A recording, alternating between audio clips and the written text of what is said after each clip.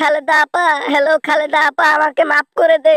আমাকে মাফ করে দে, আমি যা অন্যায় কাজ করেছি তোর সাথে আপা, আমাকে মাফ করে দে। Hello hello. কিসের মাপ? কোনো মাপ হবে না। আমাকে, নিরপরাধ মানুষকে তুই যেভাবে শাস্তি দিয়েছিস, আমি একজন নিরপরাধ মানুষ ছিলাম, শুধু তোর বিপক্ষ দলের একজন নেতা ছিলাম বলে আজকে জেলের মধ্যে ঢুকায় আমাকে টর্চার করছিস। মাফ করবো? প্লিজ আপা, প্লিজ আমাকে ক্ষমা করে দে, প্লিজ আপা। আপা প্লিজ আপা, আমি আর কোনোদিনও তোর সাথে লাগতে যাব না।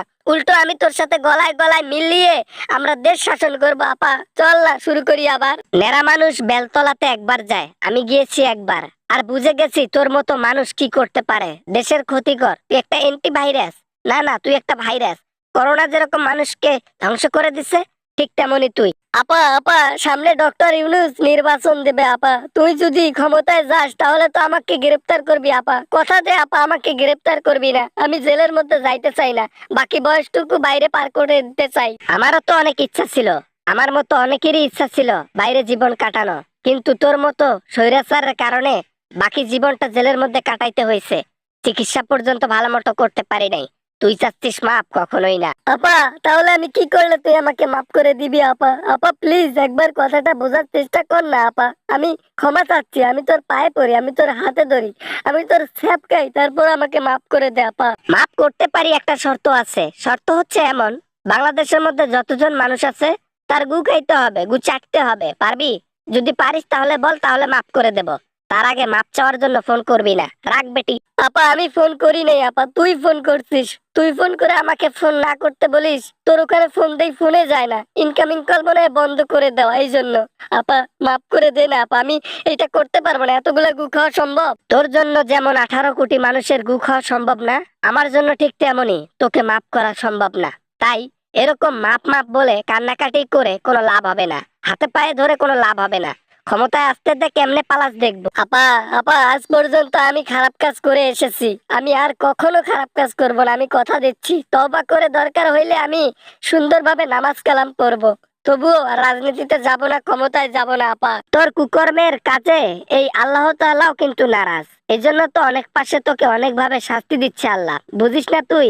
দুনিয়ার শাস্তি তো এখনো বাকি আছে, পরকালে তো 100% শাস্তি ভোগ করতেই হবে। আপা আপা, পরকালে শাস্তি পাই পাই, সমস্যা নাই, কিন্তু দুনিয়াতে শাস্তি পাইতে চাই না আপা। আমি জীবিত আছি, যে কয়দিন আছি, আমার বয়স হয়েছে 5-10 বছর বেঁচে আছি, এই 5-10 বছর আমি বিলাসবহুল জীবন কাটাতে চাই আপা। প্লিজ আপা। টোয়া টোয়া করে যেভাবে বাচ্চাগুলা কান্না করে, ঠিক ওইভাবে আমার কাছে গিরগিটির মতো পায়ে পড়তেছিস, কান্নাকাটি করতেছিস। হ্যাঁ, গিরগিট করে কেন এরকম করতেছিস? হ্যাঁ, তুই এত তাড়াতাড়ি ছোট হয়ে গেলি, নিচু হয়ে গেলি, ক্ষমতা গেল কই? আপারে আপা, আমি আমি আমি ক্ষমতা গিয়ে বুঝতে পেরেছি, টাকা আর ক্ষমতা মানুষকে অন্ধ করে দেয়।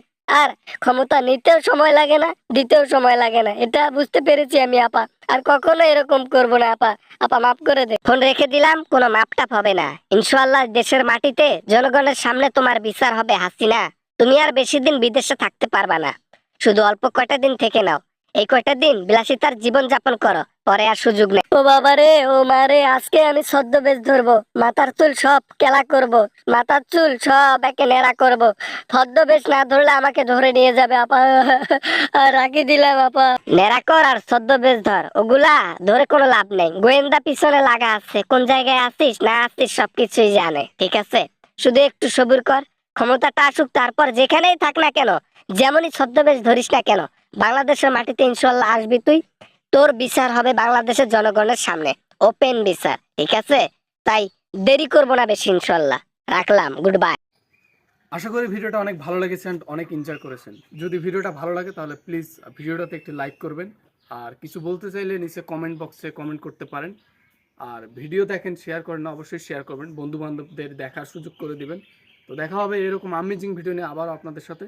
সবাই ভালো থাকবেন, সবাই সুস্থ থাকবেন। খোদা হাফেজ।